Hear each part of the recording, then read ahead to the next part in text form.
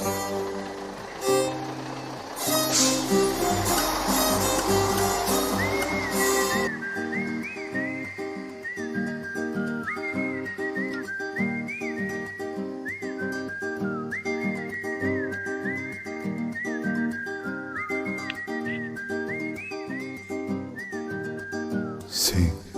zag, zigzag, zig, zag, zigzag.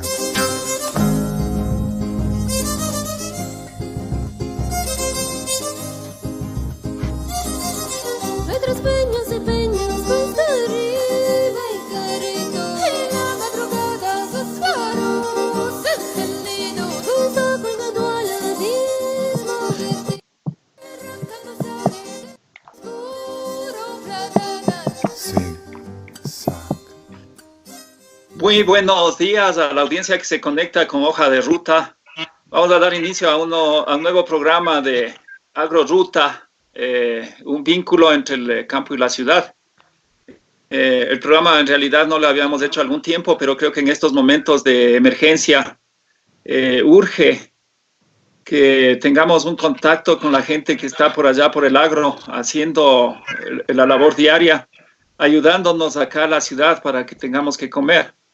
Esa es la intención de este programa, de saber cómo está llevándose esta crisis en el sector agrario, en el sector rural.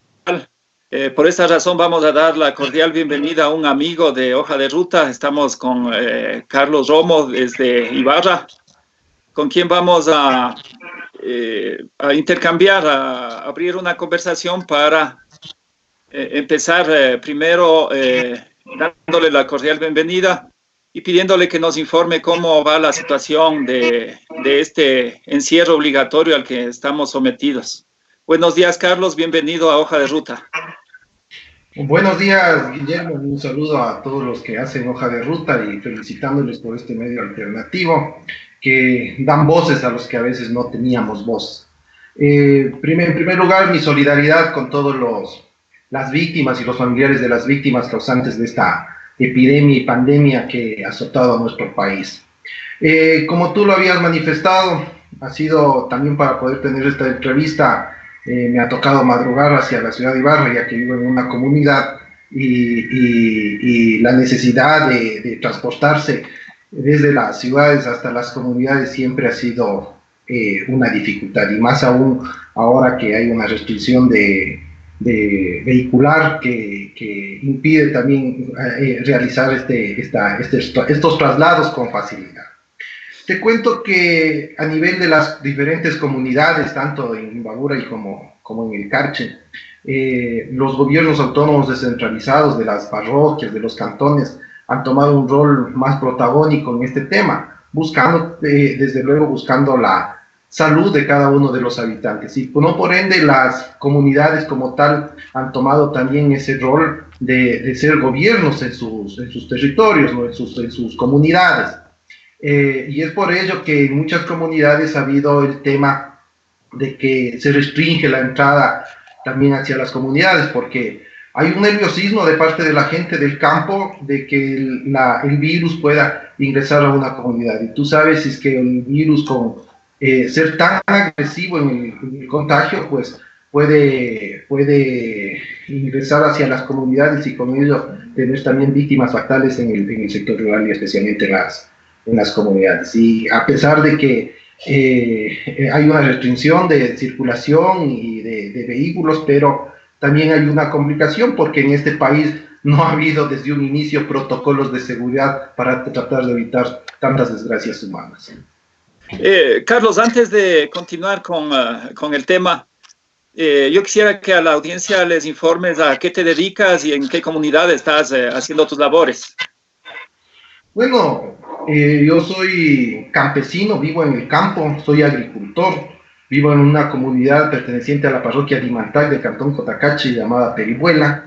Entonces estoy ubicado ahí, radico ahí y soy como la mayoría de los agricultores campesinos que cuido animales, siembro plantas, fumigo, laboro y todas las actividades del campo que se van desarrollando día a día. ¿Qué cultivos tienes en este momento?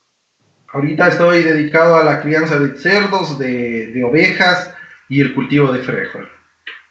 El frijol, ¿qué rentabilidad tiene el frijol? Me parece que es una buena alternativa de cultivo por allá. Mira, la agricultura como tal, estamos sujetos a los intermediarios. Justamente ahora en estos momentos hemos visto que hay una revisión de precios en los mercados de los productos agrícolas, pero yo siempre me hago la pregunta, ¿en base a qué fijan los precios? Si el mercado, lamentablemente, durante muchos años le han dejado que el mercado agropecuario se regule solito. No hay una tabla establecida, no hay una cuestión legal o una formalidad por la cual se pueda hacer de los precios, la regulación de los precios en los mercados. El campesino es el más afectado en el tema de los precios y el consumidor final. Lamentablemente hay unas cadenas grandes de intermediarios que son los que más se han beneficiado del trabajo y del sudor del campesino y también del trabajo y del sudor del consumidor. Entonces, en ese sentido, mira, la semana anterior salía el bulto de frijol a $7 en los mercados mayoristas. Entonces, le llama la atención porque cuando tú vas y compras una libra de frijol estaba en el valor de $1. O sea, quiere decir que el campesino está vendiendo un bulto de 100 libras, de 110 libras que tiene el bulto de frijol en vaina. Está vendiendo, como decir, vender 7 libras de frijol. Entonces, ahí vamos a ver también que hay una cadena de intermediarios que han afectado al consumidor y al productor como tal. Bueno, eso siempre ha habido, ¿no? Y en estos momentos de crisis, a veces esa cadena se vuelve un poco más complicada, porque hablemos de que la producción agrícola responde a una cadena productiva. Entonces, cada quien cumple su función. Pero en este caso estamos viendo y siempre hemos visto de que el intermediario es el que desequilibra, digamos, algo que debería ser un eslabón más, que tenga, digamos, el mismo carácter, la misma importancia del resto de eslabones. Pero en este caso vemos que el eslabón más débil es el productor, porque el productor es el que pone el trabajo, pone la inversión y es el que gana menos. Así es, de esa forma, o sea, el productor como tal viene a ser el más afectado en este sentido. Y mi preocupación siempre ha sido, porque mira, en algunas ciudades se ha invertido millones de dólares o se piensa invertir millones de dólares en las construcciones de unos mercados mayoristas. Bueno, ¿y a quién benefician estos mercados mayoristas? Cuando tenemos que ver la dinámica de la economía, de las economías locales, y en esto pues las prefecturas tienen que asumir también un rol protagónico porque durante mucho tiempo peleaban por el tema de competencias, ¿no? Y parte de la competencia, especialmente de los gobiernos autónomos provinciales, viene a ser el tema de la productividad, de la producción. Y no solo es fomentar la producción, porque hay que pensar también en la economía del campesino. Entonces, si hacemos estos mercados grandes mayoristas con inversiones millonarias, lo único que se va a beneficiar es a un segmento de comerciantes. Como tal, esta epidemia ha visto que hay la necesidad de la solidaridad entre la gente que vive en la ciudad y la gente que vive en el campo. Porque, mira, en octubre decían, ¿no? Los indios vagos, ¿dónde están? Que vayan a trabajar. Claro. Ahora se demuestra que los indios vagos, los campesinos, han estado siempre trabajando la tierra. Y en octubre era un reclamo justo, porque el pequeño campesino, el agricultor, ocupa la gasolina, ocupa el diésel, ocupa el transporte, y al subirle el precio del combustible, además de la crisis económica que vive el sector campesino, pero ahora queda demostrado que esos campesinos sí son trabajadores, sí son gente honesta y decente, que está trabajando y labrando la tierra día a día. Carlos, en esta situación, en esta pandemia, en esta emergencia, acá en la ciudad sí nos preocupa el tema de que puede haber desabastecimiento de los mercados de las grandes ciudades, en este caso de Quito. Y a mí realmente me preocupa bastantísimo la situación de Guayaquil. O sea, realmente es un dolor increíble, insoportable a ratos, y ojalá, a la audiencia que nos ve en Guayaquil, toda nuestra solidaridad, todo nuestro, no sé, o sea, es la impotencia de no saber ni siquiera qué hacer. porque en estos momentos mucha de esa gente que está atravesando el dolor va a decir, bueno, ¿y qué ganamos con que se solidaricen con nosotros? ¿Qué ganamos con que nos den el pésame? Y realmente así es, ¿no? Pero lamentablemente desde acá también, desde la comodidad en ciertas circunstancias de estar en el encierro, porque a la final también es una comodidad de las personas que estamos en la ciudad, estamos de alguna manera abastecidos, pero hay gente que está pasando súper mal, la gente que vive del día al día, sobre todo, esa es la gente que nos preocupa. Ojalá que los gobiernos locales se preocupen mucho por esa gente. No sé cómo se ha asumido desde allá, desde el sector rural, porque yo entendería que en el sector rural también debe haber ciertos desabastecimientos, debe haber ciertas dificultades. ¿Cómo le ves tú la crisis en el sector rural en este momento? Mira, hay que, bueno, empezando especialmente a analizar el tema del ser humano como tal.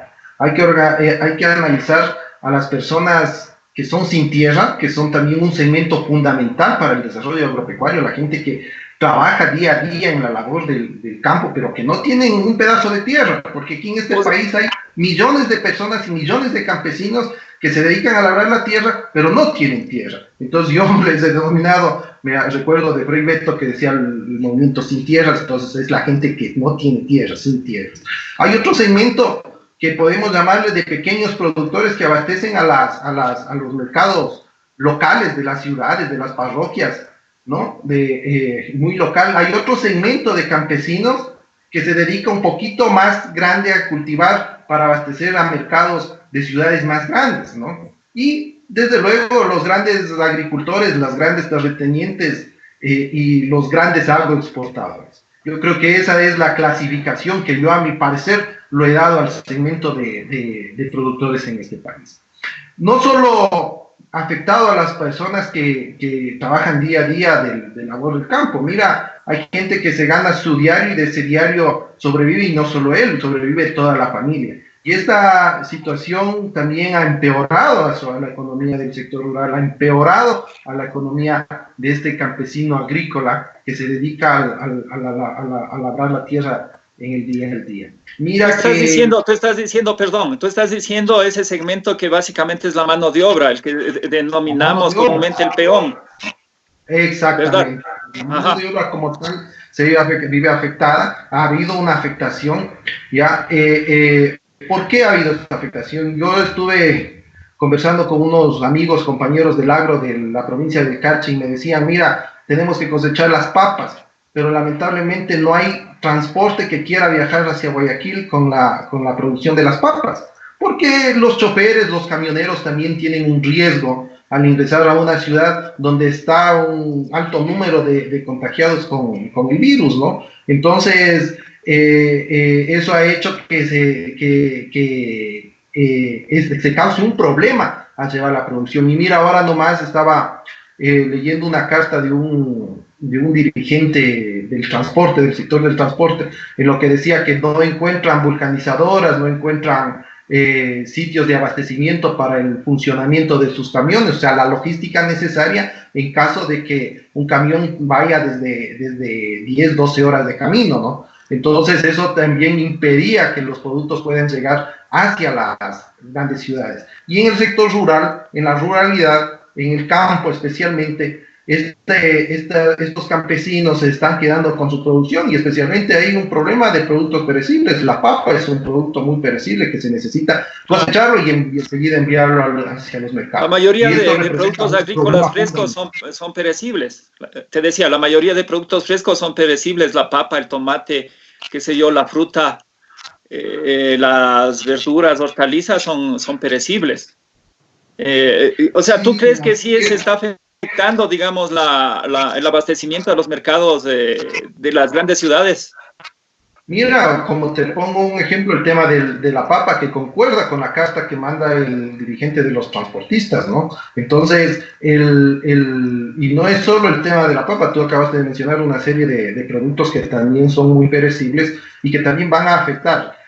Han bajado en volumen, han bajado hacia los mercados de las grandes ciudades, pero en los siguientes días yo considero que va a haber mayor afectación de abastecimientos hacia estos mercados por la principal causa, porque los camioneros, especialmente los transportistas, tienen miedo y hay razón también de tener miedo ante el brote de la enfermedad, y más que todo que no hay un protocolo de seguridad que a los transportistas pueda garantizar que yo voy desde mi casa, desde mi ciudad, desde mi parroquia, desde mi comunidad, hacia la gran ciudad que puede ser Quito, Guayaquil, y no voy a regresar infectado de este COVID-19, ¿no? Entonces, yo creo que los protocolos de seguridad también para este tema del transporte de alimentos deben de ser aplicables y revisados para que la gente, especialmente los transportistas, vayan con seguridad. Recordemos que los transportistas también son gente humilde, gente trabajadora, que vive del transporte, que vive del volante. Entonces, necesitamos también que ellos garanticen, que el Estado, el gobierno, tengan los protocolos necesarios y sean aplicables para este segmento de la población que vienen a ser los transportistas. A tu criterio, entonces, esta crisis, esta pandemia nos va a hacer repensar en muchas cosas y sobre la marcha tener que reorganizarnos. ¿Qué sugieres? ¿Cuáles deberían ser las medidas que en este momento, bueno, el gobierno central vemos que está desbordado con la pandemia, especialmente en Guayaquil? Creo que aquí hay que hacerle un llamado a los gobiernos locales, especialmente a los que tienen la competencia de la producción, que en este caso es los GATS parroquiales y GATS provinciales, ¿verdad? Así es. Mira, yo creo que esto como sociedad, este problema que ha acarreado a la humanidad entera, nos va a hacer repensar como sociedad y reorganizarnos como sociedad.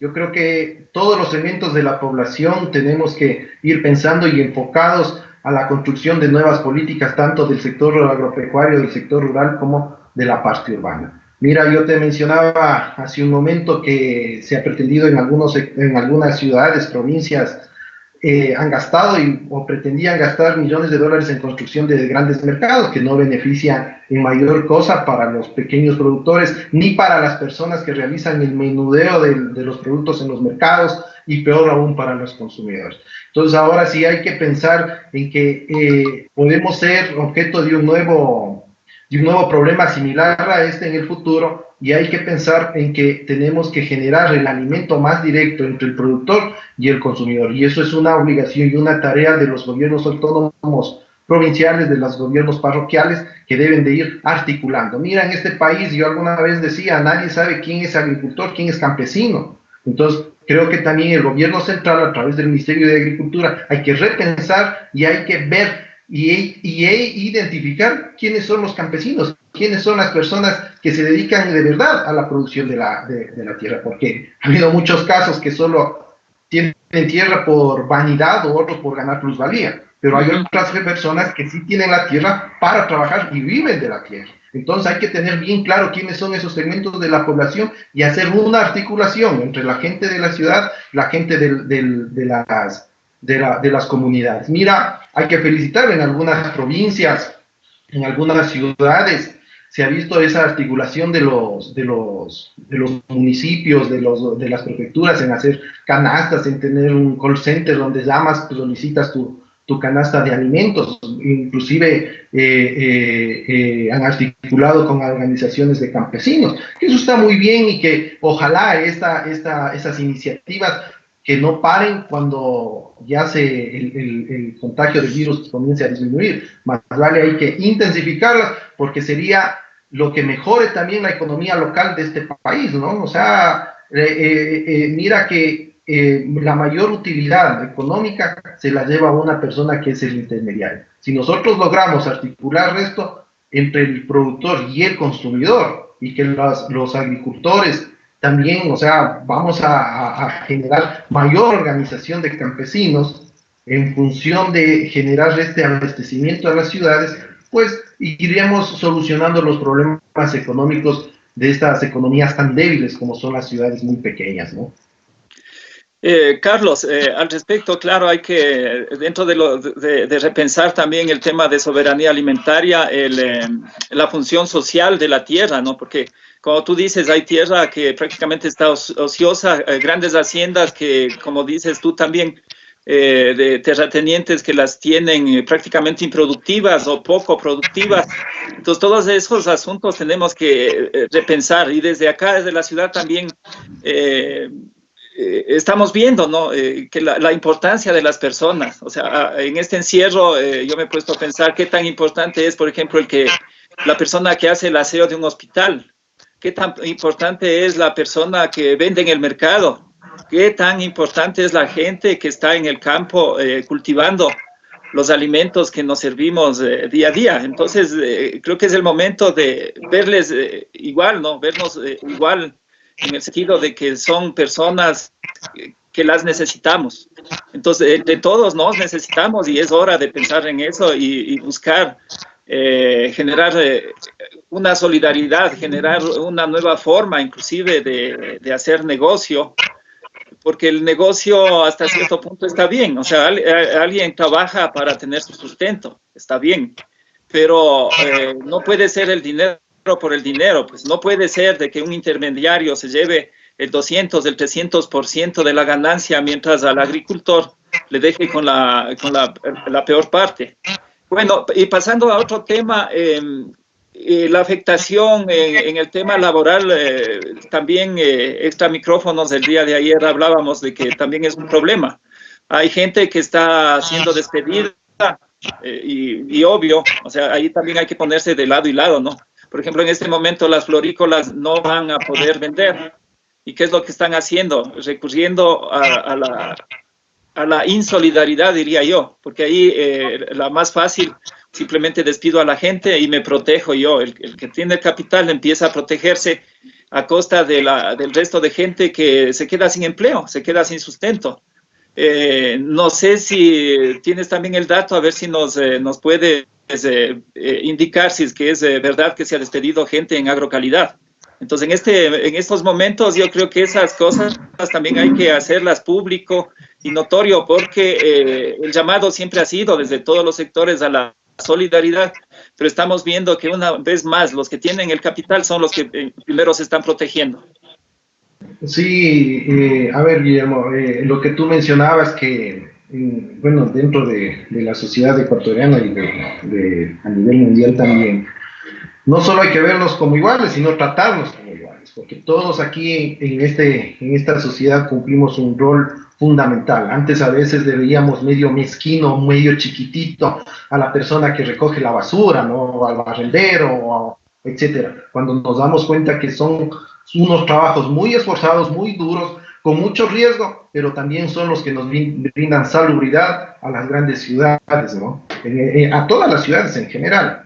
Entonces, yo creo que sí hay que empezarnos a vernos todos los ecuatorianos como iguales.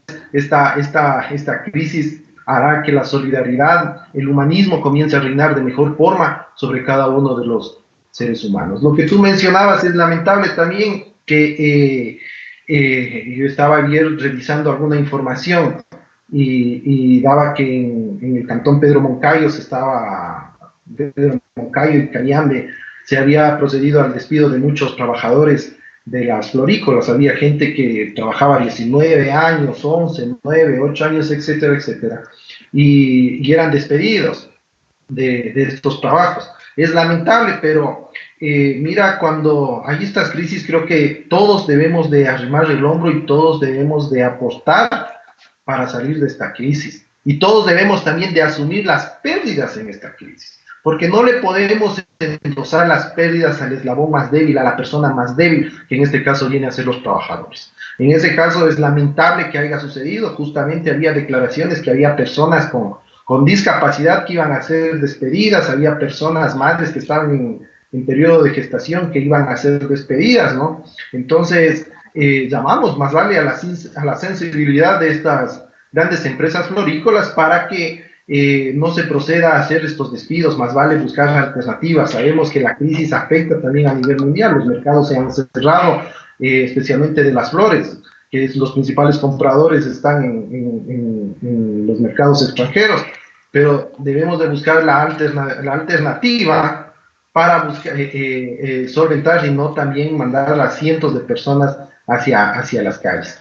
Y también lamentable, ¿no? Justamente el anterior ministro de Trabajo mencionaba que no se debe de haber despidos, ¿no?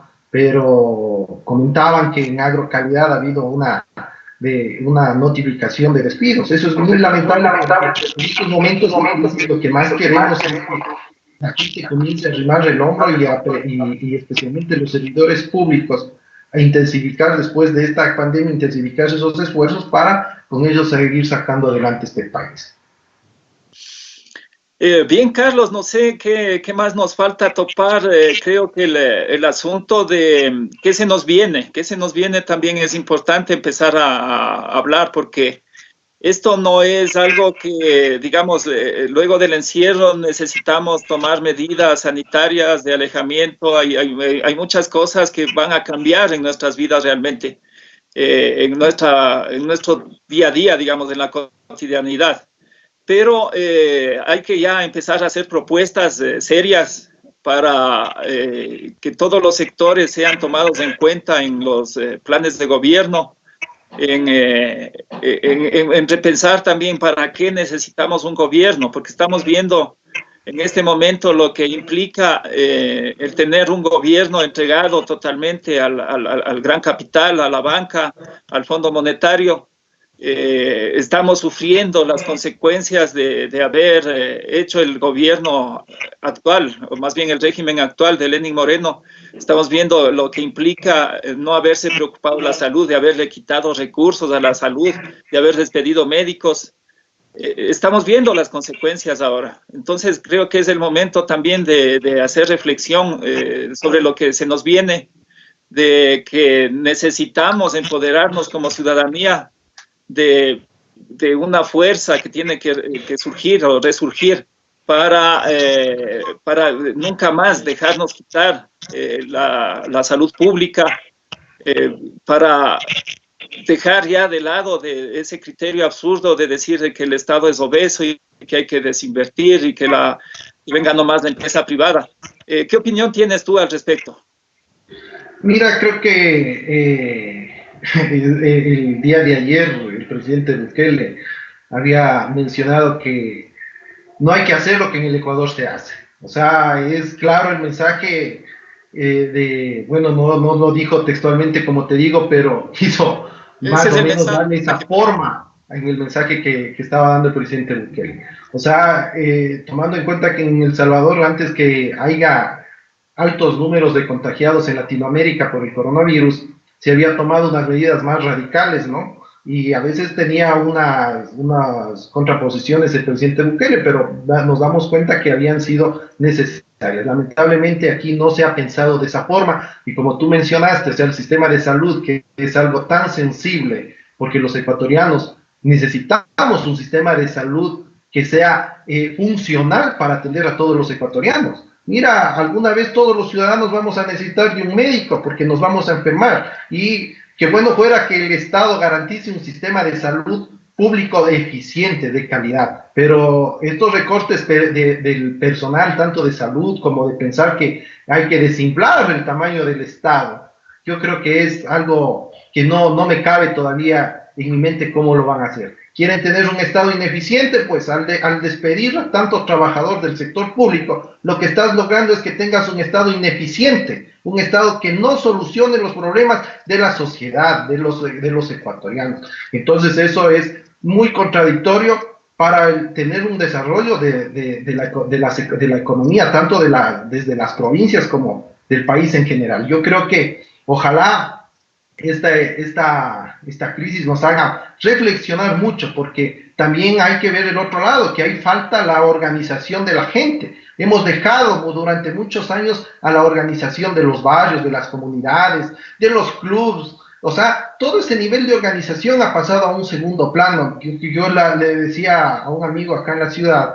le decía, mira, ¿por qué no se organizan en el barrio? Es que no, pues dice, es que ya tenemos todos los servicios, ¿para qué nos vamos a organizar? No es para qué organizarse, creo que un deber como seres humanos estar organizados. Mira, este tema, esta epidemia también es un jalón de orejas que nos da a toda la población, porque si estuviéramos organizados, pudiéramos haber enfrentado de mejor forma desde los barrios esta pandemia, en el tema de suministro de alimentación, en el tema de movilidad, en el tema de solidaridad con el vecino. Entonces, yo creo que sí es necesaria repensar todos estos temas y en las comunidades, en el sector rural, también comenzar a pensar de una mejor forma cómo hacer una agricultura diferente. Y para ello, pues, las propuestas tienen que estar encaminadas a los diferentes niveles de gobierno, enfocados en el tema de la productividad. Mira, mucho se habla de los cultivos agroecológicos, orgánicos, etcétera, etcétera. Pero lamentablemente aquí en este país, si tú siembras un producto agroecológico, llamémoslo así, con bajos niveles de agrotóxicos, ¿en dónde tienes el mercado para ese nivel de productos? O sea, yo me pregunto por campesino, como agricultor, como productor que soy, ¿dónde tengo ese nivel de mercados? ¿Dónde tengo un mercado local de productos orgánicos? No lo tengo. O sea, la gente también no me va a comprar un producto porque un producto orgánico o ecológico siempre va a tener unas características, va a ser un producto más sano, pero con unas características físicas diferentes a un producto convencional o con agrotóxicos, ¿no? Entonces yo creo que sí hay que repensar desde el sector rural y exigir también que se abran estos mercados agroecológicos, exigir que se abran estos mercados ecológicos para disminuir también el uso de agroquímicos en los cultivos convencionales. Y tomando en cuenta, aquí hay que tomar muy claro en cuenta el rol que juegan las universidades a nivel del desarrollo de la sociedad. Yo soy muy crítico de las universidades, especialmente de las universidades. Yo critico a muchas universidades, no a todas, no voy a generalizar, pero sí a muchas facultades y escuelas, especialmente enfocadas en el sector agrícola, agropecuario, que no han desarrollado mayor cosa en función de tener mejoras del sector agropecuario. Entonces, mira, todas las moléculas de agrotóxicos son importadas, toda la producción de agrotóxicos es importada, toda la producción de semillas de hortalizas es importada, las semillas de pasto son importadas, la cuestión de la maquinaria es importada. Entonces, estamos comprando todo. O sea, no somos, se ha hablado tanto de la soberanía alimentaria. Nosotros no tenemos una soberanía alimentaria hasta que podamos solventar por lo menos nuestra propia producción sin tener que depender de terceros o cuartos países. Claro, Carlos, completamente de acuerdo contigo. O sea, para que haya agricultura necesitamos 3 elementos básicos: tierra, agua y semillas. Entonces, lo que tú nos estás diciendo es que no tenemos un control sobre las semillas. Entonces, ¿qué va a pasar si algún rato las semillas no vienen, no nos proveen de las semillas? ¿Qué sucedería? No habría cultivos, o sea, no habría producción en el mercado. Yo les hago esta reflexión porque, mira, todas las semillas de hortalizas, lechugas, coles, remolachas, zanahorias, etcétera, etcétera, son semillas importadas. O sea, no son unas semillas, nosotros como país no hemos logrado producir unas semillas de calidad aquí en nuestro país y que podamos abastecer a los campesinos de estas semillas. La maquinaria agrícola. Toda la maquinaria agrícola, desde una bomba de plástico de mochila, tiene que ser importada. O sea, no hemos logrado generar una maquinaria tan sencilla para el desarrollo agropecuario. Pero desarrollar un tractor o una maquinaria mucho más compleja como un seleccionador óptico, por decirte, para selección de semillas.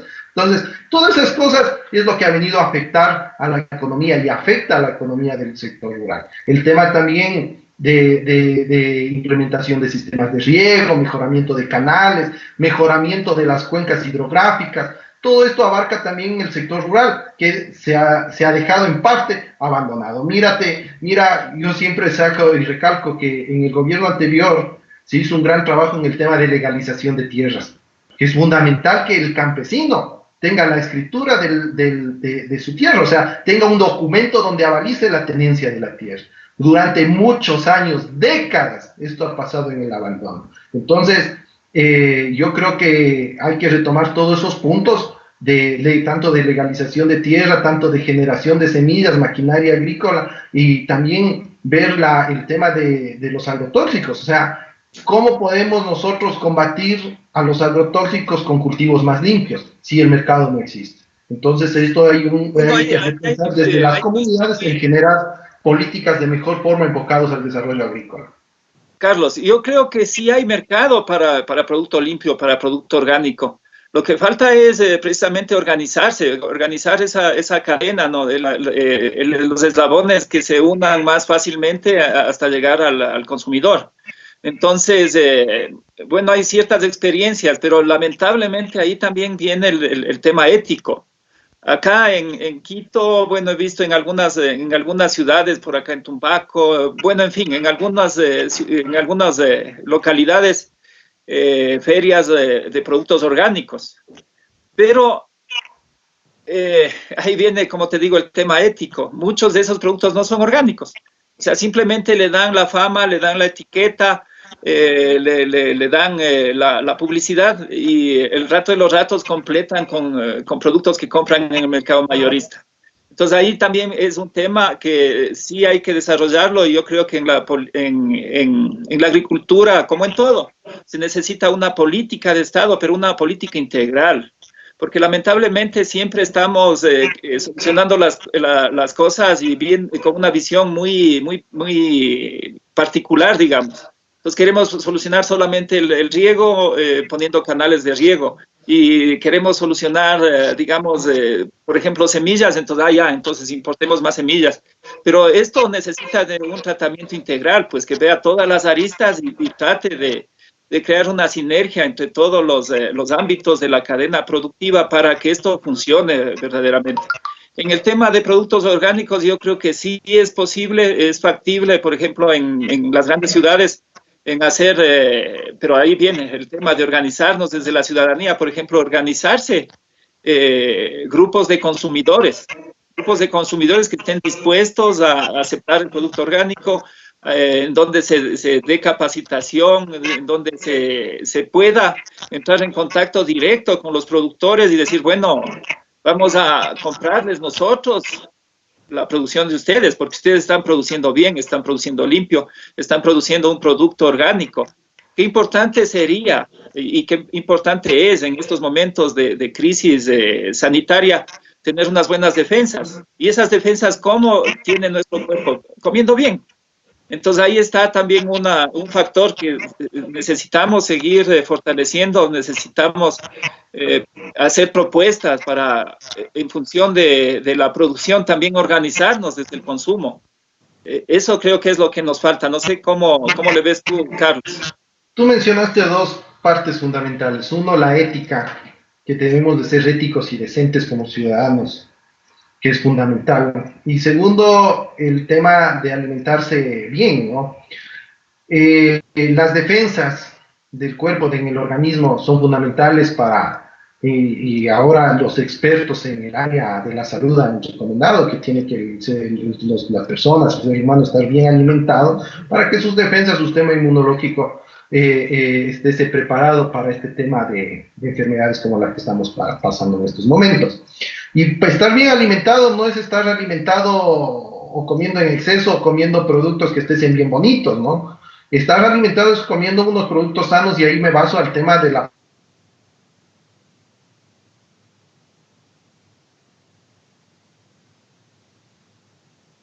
Bueno, parece que se nos quedó el tema del desarrollo agrícola, sí me escuchan, ¿no? Sí, se quedó un ratito la imagen. Ya, bueno, del desarrollo agropecuario, una política integral con la cual podamos solventar todas estas falencias que tenemos. Hay muchos agricultores, muchos campesinos que estarían gustosos en sembrar orgánicamente, pero también necesitamos que la parte del urbano también se organice para que haya esta compra. Y no solo, como tú mencionaste, a veces van y compran en algún mercado y te van y te venden como producto sano, como producto orgánico, cuando es falso. Entonces, para eso necesitamos inclusive crear las certificadoras que certifiquen que es productos orgánicos, o certificadoras locales propias, porque todo tenemos que depender de ciertas instituciones del extranjero. O sea, yo creo que ya debemos de hablar, si hablamos tanto de soberanía nacional, hasta en estas cosas tenemos que plantear la soberanía propia de nuestro país. Mira, otro problema que es latente en el sector agrícola es el contrabando. El contrabando desde el Perú, desde Colombia, es realmente dramático, dramático. Mira, los productores de carne, ¿no? Se ven tan afectados con el tema del contrabando, porque el producto al producir en dólares es mucho más caro que producir en pesos o en soles peruanos, ¿no? Entonces, el tema ahí radica que hay un problema muy, muy grave con el tema del contrabando. Y el contrabando está arruinando la economía de la mujer campesina. Mira, en los campesinos, especialmente de la sierra, siempre se tiene el chanchito, los dos chanchitos que se le engorda, se le tiene, y en momentos de crisis, o de fiesta, se lo faena o se lo vende, ¿no? ¿Con el fin de qué? Si el guagua entra a la escuela, se le vende el chanchito y ya se tiene para los útiles, para los gastos que implica enviar a un niño a las actividades escolares. O si hay un problema de enfermedad, se le vende el chanchito y ya se tiene para curarse. Y por último, si hay una fiesta, se lo faena. Pero lamentablemente ahora el contrabando ha ido eliminando de a poco esto, porque realmente criar en estos momentos animales, especialmente chanchos, es irse a la quiebra, es perder el espacio, perder el mercado, y realmente no es rentable tener animales, especialmente los chanchos, ¿no? Claro, Carlos, o sea, en realidad es ahí un problema, y es un problema también de una falta de, no sé, yo creo que de aquí debería surgir también una propuesta y un líder que nos lleve a un nacionalismo, pero en el buen sentido de la palabra, un nacionalismo que nos haga desarrollar hacia adentro, pues porque... ¿Por qué esperar siempre de que venga el capital extranjero, que la famosa inversión extranjera? Yo toda la vida, desde que tengo uso de razón, he oído el famoso discurso de la inversión extranjera, y hasta ahora no veo ninguna inversión extranjera, a no ser que sea en el sector petrolero, o ahora que quieran, bueno, siempre han querido llevarse las empresas que ya están constituidas. Yo no he visto, y no se oye prácticamente, o poco se ha visto, de que venga una empresa a instalarse acá, a poner su inversión, a montar una fábrica, a montar un negocio verdadero, pero ellos invirtiendo al 100%. Siempre que se habla de inversión extranjera, lo que quieren es la empresa del Estado, la que mejor funciona, el petróleo, la electricidad en este momento, las telefónicas, pero la inversión extranjera nunca ha llegado al país. Entonces creo que es el momento también de vernos nosotros mismos, ¿no? De pensar, como te digo, en un nacionalismo que nos haga desarrollar desde adentro, nos haga desarrollar como ecuatorianos, porque sí debe haber pues buenos empresarios que quieran hacer una inversión, y ahí está el Estado para darles las facilidades para que invierta, pero no las facilidades de perdonarles todo, sino de que tengan un marco jurídico adecuado, los impuestos que deban ser. Creo que eso es lo que nos falta, pero también como ciudadanos también nos falta ser más ecuatorianos, pues ser realmente nacionalistas, pero en el buen sentido de la palabra, porque es impresionante de que, por ejemplo, recientemente las filas de carro yendo a comprar en Colombia, eso ¿cuánto le perjudicó? ¿Cuántos dólares salieron del país? Que esos dólares hubiera servido para comprarle digamos, a los negocios locales. Pero eso no está pensando la gente, sino simplemente en Colombia es más barato, entonces me voy y compro por allá, sin pensar en que esa compra le está perjudicando a otro. Y ni se diga en lo que es productos agrícolas. Cuando entra papa, por ejemplo, desde Colombia, ahí viene el problema, y tú sabes, un quintal de papas baja tanto que muchas veces prefieren ni siquiera cosechar. Entonces ahí sí también un llamado a la ciudadanía a ser más conscientes, a entender que todo lo que nosotros hacemos de alguna manera afecta a los demás, y nuestra responsabilidad social es afectar lo menos al prójimo con lo que yo hago, porque de todos modos siempre va a haber una afectación, a veces negativa, a veces positiva. Pero en nuestro egoísmo muchas veces no estamos pensando eso, sino simplemente, no, acá en Colombia es más barato y me voy y compro en Colombia y se acabó. Así es. Mira, un dólar que se va de este país dolarizado, de este país que no tiene moneda propia, un dólar que se va afuera del país, es la afectación no para la persona que lo llevó afuera del país, es la afectación para los 17 millones de ecuatorianos. Entonces, yo creo que también llamo a repensar a la ciudadanía, porque esta cuestión de construir un país es una cuestión de construir el país entre todos, y siempre todos. Mira, lamentablemente hicieron leyes chanchacas, patojas, en función de generar solo la salida de capitales para ciertos segmentos llamémosle, entre comillas, inversionistas. Tú has mencionado, ¿no? Yo también comparto que la inversión debe de venir al Estado, pero arriesgando también el capital. No solo a venir a invertir en negocios altamente rentables como el petróleo, la minería, ahora las telefónicas, las hidroeléctricas, etcétera, etcétera. No, queremos inversionistas y los hay en el mundo, que vengan esos inversionistas y arriesguen también el capital en emprendimientos, en industrias, en fábricas aquí. Y los ecuatorianos somos muy capaces, todos los ecuatorianos somos muy capaces, tanto hombres como mujeres, de sacar adelante. Somos generadores de trabajo, somos generadores de desarrollo, somos personas inteligentes y capaces para afrontar los desafíos de este país. Pero a veces, lamentablemente, hace muchos años atrás, lo primero que hicieron con el ecuatoriano es hacerle perder el autoestima. Yo creo que debemos de recuperar esa autoestima y hacernos valer como ecuatorianos y hacer valer la producción local. Mira, en el tema agrícola, no es solo la cuestión de la papa, no es solo la cuestión de los chanchos, ingresan sin fin de productos de los vecinos países. O sea, a nivel del sur del país, el arroz, por ejemplo, ingresa del Perú en grandes cantidades arroz, afectando a los productores de arroz de nuestro país, considerando que somos un país netamente productor de arroz. Pero este arroz de contrabando, ¿a quién afecta? Al campesino. Y al afectarse al campesino, está afectando a la economía y por ende está afectando a la economía de ese sector, de ese lugar y al final afecta a la economía nacional. Entonces sí debemos de ir pensando como ciudadanos en consumir la producción nuestra y también pues tenemos instituciones de seguridad que en algunos momentos son muy eficaces en su trabajo, pero en otros también sí hay pues que ponerlos a una crítica constructiva de cómo deben ir mejorando, y ese tema tiene que ver vinculado a las fronteras, al control en las fronteras. Creo que debe las institucionalidades de seguridad, de control, mejorar este control en las fronteras, para de esa manera también salvaguardar los intereses nacionales, porque un interés nacional es la economía de nuestros campesinos.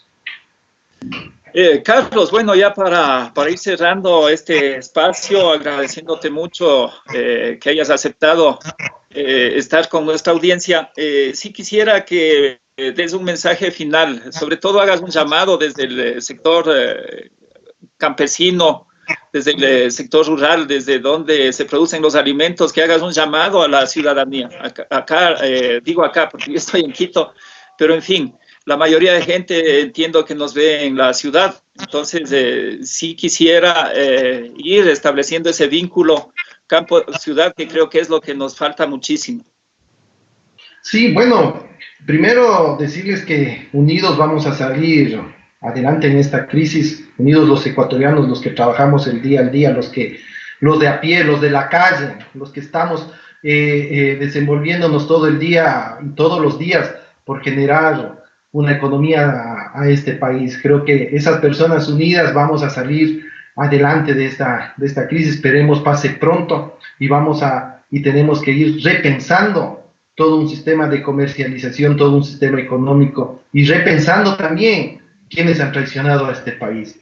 Entonces, creo que tanto el sector urbano como el sector rural tenemos que ir reorganizándonos desde los barrios, desde las comunidades, para ir consiguiendo mejores días en función de tener un país más justo, más equitativo, más correcto, que tenga una voz de esperanza para esas futuras generaciones. Mira, atrás de nosotros hay muchos niños, que estos niños tienen esa luz en sus ojos de tener un país que les garantice un mejor estado de vida, ¿no? Una mejor situación de vida. Entonces, vamos trabajando, vamos construyendo y vamos hacia adelante.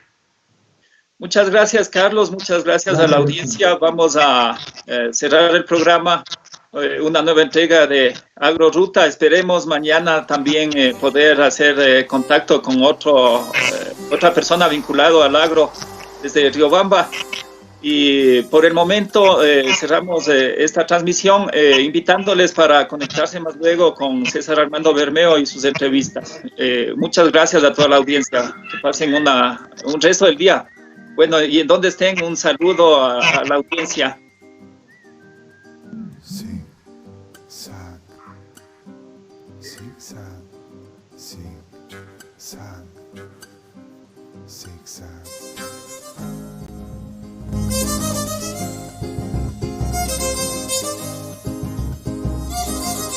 Nuestros peñas se peñan.